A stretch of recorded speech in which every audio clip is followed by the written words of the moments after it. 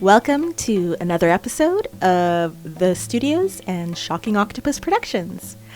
As you can see, a lovely lamb dinner for Christmas Day. Actually quite easy to prepare. It's not as intimidating as you think. And there I am, peeling ginger. A good trick is to make sure that the ginger is frozen, but I'm doing it fresh. And here I am grating lemons before I squeeze them because I hate to waste the zest. They won't be used in this recipe, but I do save it for other recipes. You can keep it in the fridge for a couple days, probably not more than 3 days, 4 days max. They tend to dry out. So here I am, squeezing the lemons by hand. That's why I'm such a muscular behemoth. And getting every last drop out. Delicious.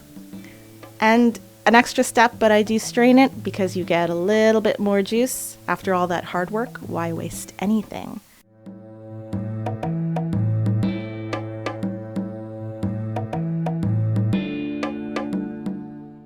I always chop onions like this. It's the traditional way to do it. It's a quick and easy way to chop onions. Horizontal, then vertical, and then I chop all the way through. It's a great way to develop knife skills. I guess he doesn't like the smell.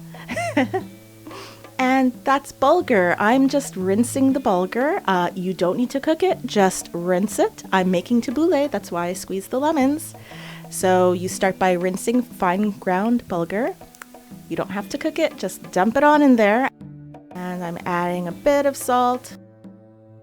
And in order to get it to fluff up, I need to add some liquids. I'm putting about 2.5 tablespoons of lemon juice. You can always add a bit more if you like.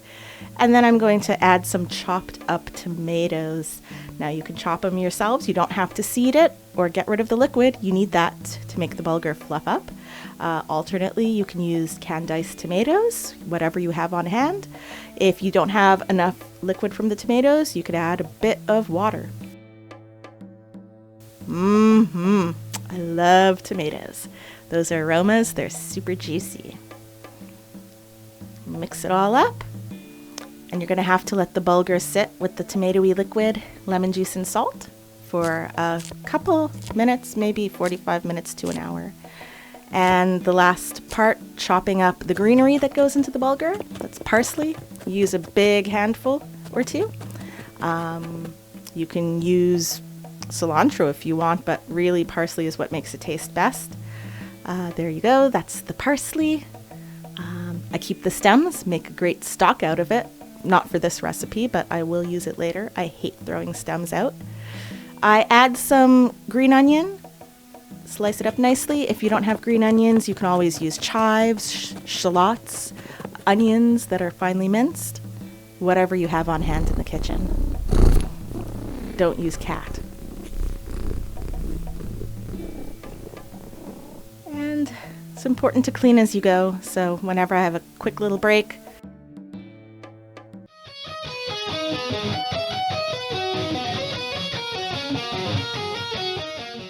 so I am preparing something else while the tabbouleh develops. I'm going to make a nice apricot chutney to go with the lamb. So I poured some water in that little saucepan. I'm going to add a bit of apple cider vinegar. I use about half cup of water. You can add more as the cooking process goes if you find it's getting too dry before the apricots have fully softened and melted.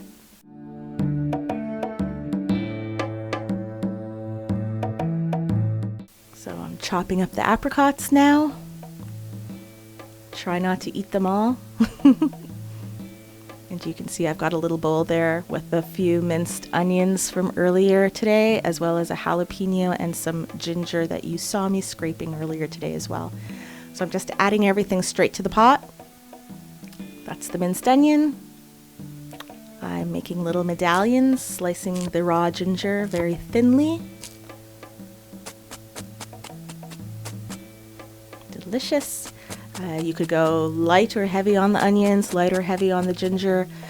When I chop up the jalapeno, you can add the seeds if you like it spicy. You can take out the seeds and ribs if you prefer it a little more mild.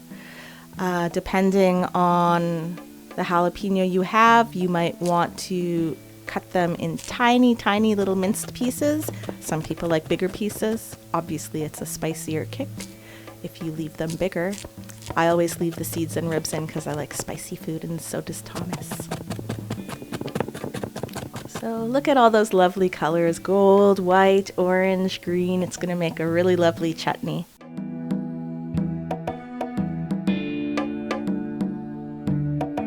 Mix it on up. Now earlier I had added some sugar to that mixture, but I didn't put the salt yet. You could add the salt right now or as it cooks. And there's the little baby. Look at those pretty cheeks.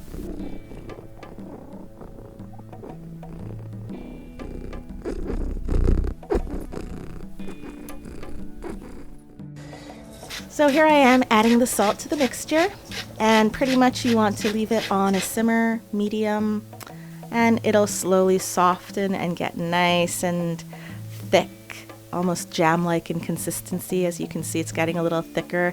If you find the pot is drying out before it's fully thickened, you can always add a splash more water to it. So I'm just checking on the tabbouleh. Want to make sure that it's nice and fluffy and soft before I add the greens to it. I'm just mixing it up, taking a taste. So it's ready to add the greens. I'm going to pour that into the greens, mix it on up, and then I'm going to make a dressing, which would be made with about 4 to 6 tablespoons extra virgin olive oil, some lemon juice, about 2 to 3 tablespoons, and then I would add those spices that you see there in the background. So there I am adding the olive oil. Any type of extra virgin olive oil is fine. Don't use plain vegetable oil. It doesn't really have the right flavor you're looking for. You don't need to use anything expensive. There's the lemon juice. You can always add more lemon juice after everything's all mixed together if you like it a little more sour. And I'm adding a bit of salt. You can add it to taste, about half a teaspoon is fine. I'm adding a couple spices. I'm adding cayenne, I'm adding allspice, and I'm adding cinnamon. And you can use about a 1/4 teaspoon to a 1/2 teaspoon depending on how you like it. Obviously, the more you put, the spicier it's going to be. And then you just whisk it a bit, get it nice and emulsified. Pretty much it's going to get thick like a dressing should be. Good workout. Feel free to taste as you go. So as you can see, I'm working in between making the tabbouleh and making the apricot chutney. I like to multitask in the kitchen. So now I'm going to put the tabbouleh together.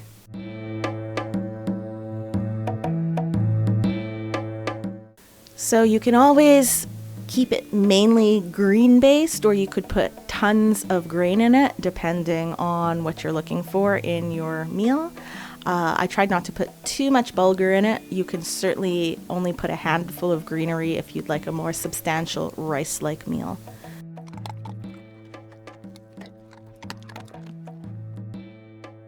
Isn't he cute? So there you go. The tabbouleh is ready. Tastes delicious. Just adding a bit of salt to taste. Kind of keep your hands up high and sprinkle it around so that it more evenly distributes. And after I've prepared it, I still want to let the entire mixture sit with the dressing on it at about room temperature for at least an hour. And that looks like it's almost ready too.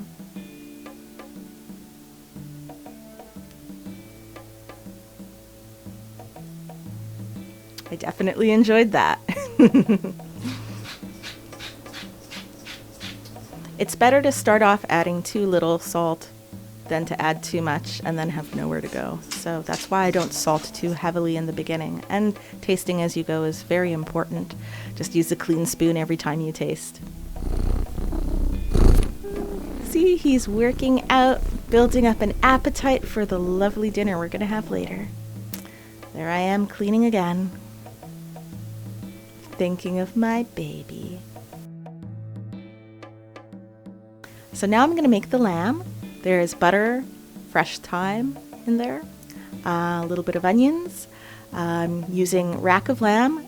Now, you need at least a 12-inch skillet if you're going to pan saute it. Best to do one at a time. If you're trying to do two at a time, it'll take a bit longer to cook. You're going to have to make sure when you do cook your lamb, after you pat it dry so that it gets nice and browned, you're going to want to season it with kosher salt and pepper. You don't need to do much with the seasoning. You really want the lamb flavor to shine. If you want to get more grease out, you can lightly cross-hatch the fat without cutting into the meat before you season. What I'm going to do is pan saute it, and I'm going to be flipping it very regularly just to make sure all sides get fully cooked. It's going to be a tight fit in that pan, but I'm too lazy to do it one at a time. So I'm going to be aiming for it to be medium to well done. I personally like lamb on the rare to medium rare side. As you can see, it's a tight fit, which is why you want to do one at a time, but you can still do two at a time. I'm testing it. Put it in the meaty part. Don't let it touch the bone. As you can see, it's not close to being ready yet, even though it looks ready on the outside. Digital thermometer is really important if you're going to pan saute it and you've got a lot of stuff crowded into that pan. So, trying to get all sides of it. It needs to be cut in half and seared on the interior sides if you want it evenly well done or medium well.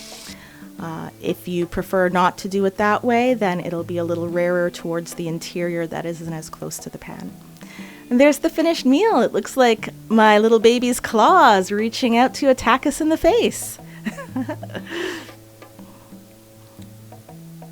Now we're going to dine. Oh, you can tell how happy I am to sit down with a glass of wine and my lovely husband. I'm going to show you what the medium well looks like inside. It does look pinkish, but it is fully cooked. And of course, our little Lord is not satisfied with what the slaves have bought him. He demands sustenance in kibble form today.